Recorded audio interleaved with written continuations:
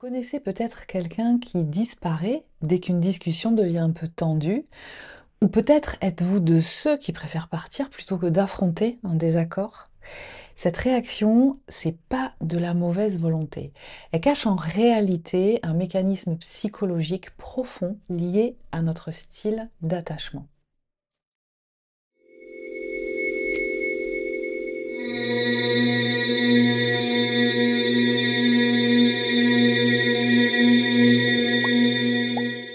Bonjour et bienvenue sur la chaîne. Je suis Cécile Ricolo, psychopraticienne, certifiée en plusieurs techniques d'hypnose concernant différents troubles et psychotraumas qui bloquent le processus évolutif humain, coach en développement personnel et relationnel.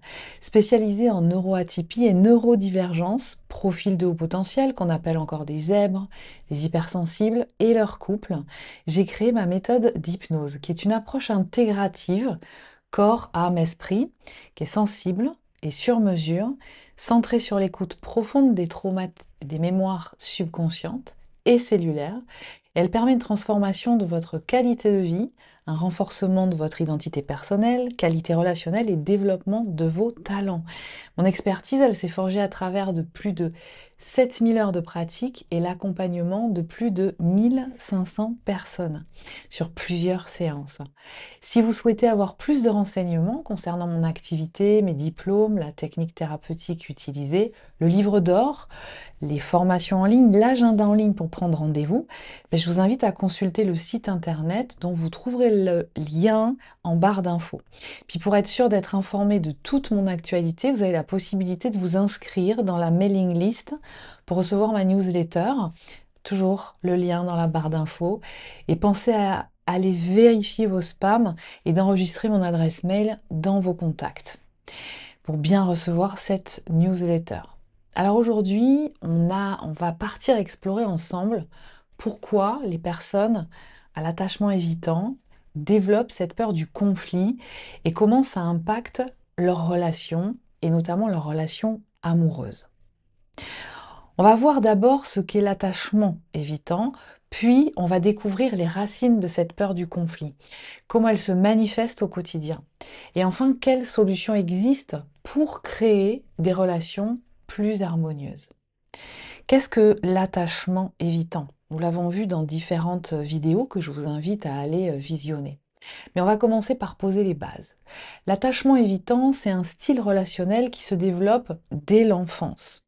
D'où ça vient, l'environnement familial a vraiment contribué à développer certains modèles internes opérants. Est-ce que à l'origine, l'enfant, l'individu a un ADN, un certain nombre une tendance, un terrain fertile à développer ce type de fonctionnement? Ça, on pourra le revoir par la suite dans et chez les personnes que j'accompagne qui ont un profil et qui manifestent des caractéristiques de douance, qu'on appelle de haut potentiel.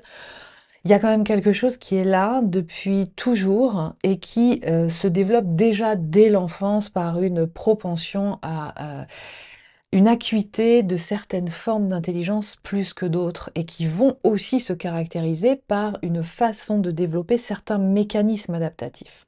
Mais imaginez un enfant qui apprend progressivement que montrer ses émotions ou demander du réconfort ne lui apporte pas la réponse espérée. Alors qu'est-ce qu'il va faire cet enfant? Il s'adapte. Donc son cerveau, il va développer une stratégie de survie qui va consister à je vais compter sur moi-même, c'est plus sûr. Et cette adaptation devient ensuite une façon d'être dans les relations adultes.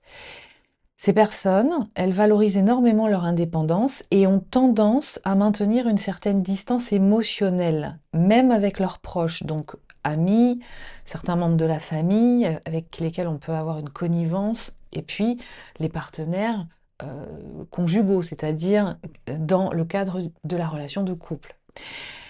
Et attention à ça parce que ça ne fait pas d'elles des personnes froides ou insensibles qui ne sont pas capables de ressentir l'amour et d'avoir envie de vivre l'amour. C'est simplement leur façon de se protéger. Pourquoi cette peur du conflit?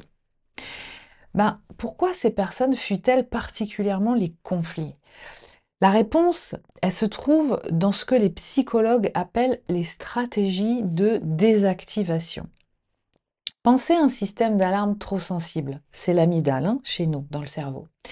Pour éviter qu'il se déclenche sans cesse, on finit par le débrancher. Ça, c'est un mécanisme adaptatif. Tout le monde ne le fait pas, mais chez certaines personnes, c'est ce qui se passe. Et c'est exactement ce qui se passe chez les personnes évitantes avec leurs émotions. Donc, face au conflit, ou la perception d'un éventuel conflit parce qu'elle capte chez le partenaire, ami, membre de la famille, proche, partenaire, une intensité émotionnelle, eh bien leur cerveau active automatiquement ces stratégies de protection qui sont la perception chez elle se traduit par l'émotion est perçue comme un danger. Le conflit menace leur précieuse autonomie et la vulnérabilité devient inacceptable. C'est comme si elles portaient une armure invisible qui les protège, mais qui les empêche aussi de vraiment se connecter. Alors comment ça se manifeste? Concrètement, comment reconnaît-on cette peur du conflit, cette appréhension du conflit? Ben voici, là, je vais vous donner quelques signes typiques. D'abord, quand on commence à rationaliser de façon excessive. Donc la rationalisation excessive chez les personnes évitantes, ça se traduit comment? Tout devient logique, même les émotions. Par exemple, je ne suis pas en colère, je constate juste que c'est inefficace. Vous voyez le genre. Ensuite, un autre type de manifestation, ça va être le retrait physique et émotionnel. Dès que ça chauffe, ou on sent que ça pourrait éventuellement chauffer, parce qu'on sent que ça chauffe émotionnellement chez l'autre, la personne se trouve une excuse pour partir ou changer de sujet. Autre manifestation, l'humour défensif. Une petite blague pour détourner l'attention quand la conversation devient trop personnelle, qu'on commence à rentrer dans un échange qui peut parler de nous deux, ou de moi, ce que je ressens de toi. Et puis, encore une autre manifestation, c'est la dénégation de la vulnérabilité. Ça va très bien, je n'ai besoin de rien, devient le mantra de la personne évitante, même en période de crise. Ces stratégies, elles fonctionnent à court terme, mais elles créent une prison dorée où la personne évitante reste seule avec ses émotions. Alors quelles sont les conséquences dans le couple notamment? Voilà où les choses deviennent compliquées dans les relations intimes, dites amoureuses, donc forcément les caractéristiques d'un couple, ça sous-entend et ça implique en fait une intimité émotionnelle, sensuelle, corporelle, intellectuelle, énergétique aussi, mais bien entendu émotionnelle. Donc cet évitement du conflit, il crée ce que les spécialistes appellent un cycle de retrait-poursuite, spécifiquement caractéristique du partenariat de couple. Imaginez cette scène. Marie, elle essaye de parler d'un problème avec Thomas. Thomas, il se sent menacé et se ferme ou s'en va. Marie, du coup, elle est frustrée, elle insiste davantage pour aborder le sujet de ce qu'elle peut ressentir, elle, par rapport à elle-même, ou dans peut-être la façon dont Thomas l'accueille ou ne l'accueille pas, peu importe. Thomas, il se retire encore plus. Et Marie, elle devient encore plus pressante. Parce que ça génère beaucoup de frustration, la non-communication, le non-accueil de l'expression de ce qu'on ressent. Et donc c'est un cercle vicieux où personne n'obtient ce qu'il veut vraiment. Marie, elle veut la connexion, elle veut de la connexion, alors que Thomas, lui, il veut la paix. Mais leurs stratégies respectives créent exactement l'inverse. Le paradoxe, c'est que la personne évitante, en essayant de préserver la relation en évitant le conflit, finit par la détériorer, la relation. Alors que faire? Quelques pistes de réflexion. Si vous vous reconnaissez dans cette description, sachez d'abord que ce n'est pas une fatalité. Il y a quelques pistes que je vais vous donner pour commencer déjà à transformer ce pattern de modèle interne opérant d'un attachement dit évitant. D'abord, eh bien, c'est reconnaître ces déclencheurs. Posez-vous la question, dans quelle situation avez-vous tendance à vous retirer? Y a-t-il des mots, des tons, des contextes particuliers qui génèrent ce type de comportement de votre part? Ensuite, pratiquez la pause consciente. C'est-à-dire que avant de partir dans une situation où vous sentez que vous êtes activé, ou de vous fermer, donc avant de partir ou de vous fermer, prenez une respiration et demandez-vous qu'est-ce que je ressens vraiment. Prenez le temps de nommer l'émotion. D'accord? En tout cas, d'écouter, même si vous ne savez pas nommer l'émotion, d'accueillir, de laisser traverser ce que vous ressentez. Alors, je sais, issu de cette conscience corporelle qui n'est pas suffisamment développée chez vous, et c'est d'ailleurs en accompagnement ce que je vous amène à contacter et à prendre conscience, c'est que du coup, vous êtes traversé par beaucoup de choses, et dont les émotions, qui se traduisent par des sensations et des perceptions dans le corps. Et comme ça, c'est bloqué, toute sensation dans le corps, même si vous ne savez pas la nommer, eh bien, ça vous fait peur. Donc il y a quelque chose à développer, notamment au travers des formes d'intelligence dites cognitives, ce qu'on appelle en psychologie le cerveau gauche. C'est pas assez développé et connecté chez vous, issu de ce mécanisme adaptatif de réponse. Donc il y a quelque chose qui est invité là à être plus accueilli. Une émotion ne va pas vous tuer, ne va pas vous faire de mal. Elle est là comme un GPS pour vous donner une indication de ce qui se passe en vous et de ce qu'un contexte peut venir susciter chez vous. Et ça demande à être apprivoisé. Ensuite, autre piste, communiquez vos besoins. Apprenez à dire « j'ai besoin de 10 minutes pour réfléchir, mais je reviens », plutôt que de disparaître. Parce que la disparition ou le silence génère une incompréhension, une frustration, qui va susciter encore plus tout ce que vous redoutez de la part de l'autre. Ensuite, autre piste, challengez vos croyances. Cette conversation va-t-elle vraiment détruire votre indépendance, celle que vous chérissez? Qu'est-ce qu'elle représente, cette indépendance? Est-ce que c'est réellement une indépendance de votre part? Parce que la relation, et nous sommes tous des êtres sociaux, la relation, et notamment la relation intime, vient aussi apporter une co-régulation et donc apporte beaucoup de choses pour soi, un enrichissement, et qui n'empêche pas l'espace d'être soi au sein de la relation. Donc posez-vous cette question, cette conversation va-t-elle vraiment détruire votre indépendance? Ou est-ce une peur irrationnelle en moi qui me fait croire que les émotions, l'intensité émotionnelle qu'il peut y avoir entre nous, eh bien, va vraiment me porter préjudice. Alors j'aimerais quand même vous parler et vous apporter l'espoir du changement. Quand on a un style d'attachement évitant, rien n'est figé. D'ailleurs, pour tous les styles d'attachement insécures, dont l'évitant fait partie, rien n'est figé. La bonne nouvelle, c'est que notre cerveau, il est extraordinairement plastique. L'attachement évitant, c'est pas une sentence à vie, hein. Je le répète, rien n'est figé.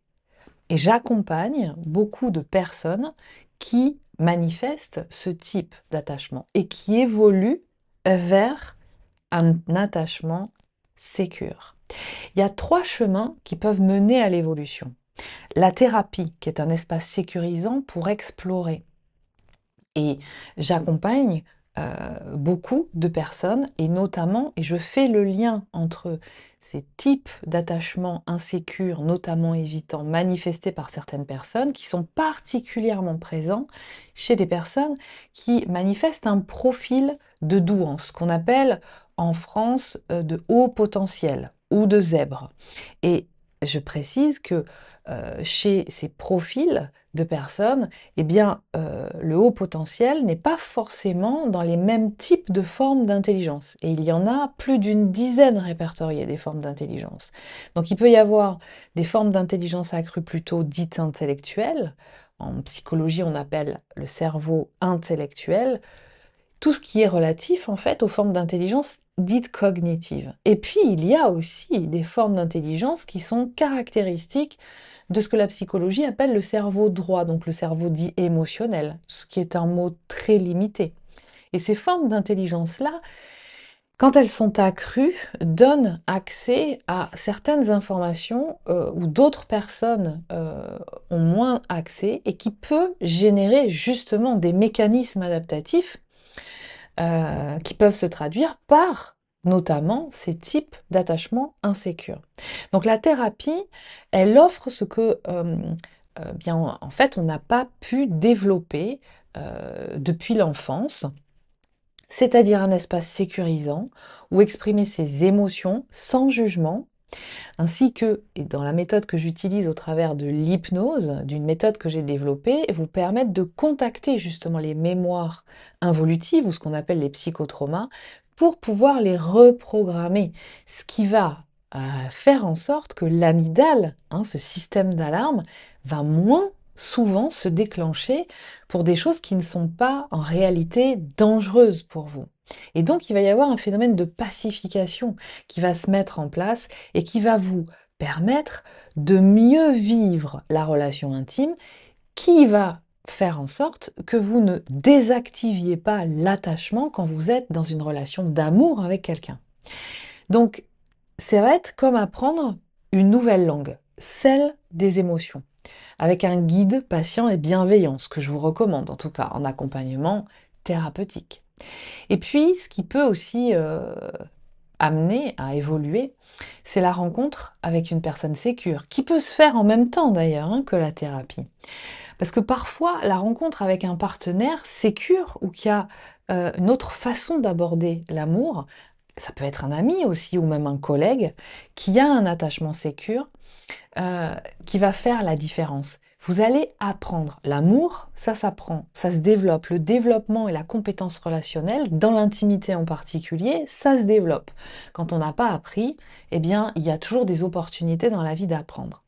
Et ce qui va faire que vous allez vous retrouver dans une situation avec ce partenaire où il va pouvoir vous guider, soutenir, euh, vous apporter une façon de réagir, manifester, qui sera nouvelle pour vous, mais qui pourra vous montrer aussi la voie, que ça peut très bien se passer.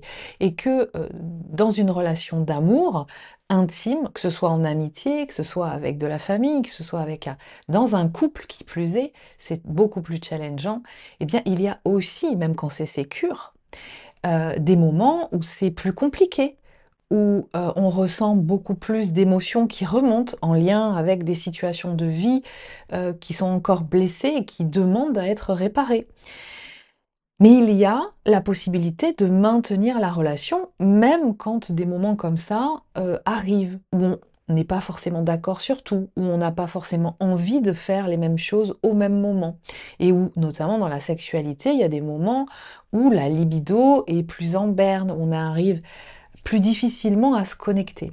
Mais à partir du moment où il y a de l'amour, de l'écoute, de l'attention de l'autre, et c'est ça aussi être en relation intime, c'est saisir que l'autre peut avoir une sensibilité un peu différente et c'est l'opportunité d'apprendre l'autre. Et en apprenant l'autre, je distingue aussi que moi, je peux être un peu différent par certains domaines et que quelque part, ça peut être très riche. Cette rencontre peut être très riche.